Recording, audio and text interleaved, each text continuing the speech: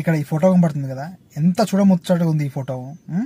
ఈ లంజగొడుకు పిల్లలకు బిర్యానీ తెచ్చిపెట్టని తల్లి డబ్బులు వేస్తే, పనిచేసిన డబ్బులు రూపాయి కూడా పెట్టిన డబ్బులు ఈ లంజగొడుకు బిర్యానీ దింపి అంటే, ఈ లంజగొడుకు అదే బిర్యానీలా విషం పెట్టి చంపేసిన లంజగొడుకు అనుమానం మీద, పెళ్ళాం అనుమానం మీద.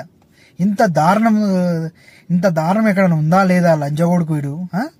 ఏం మనుషులు తారైతుర్రా నాయన.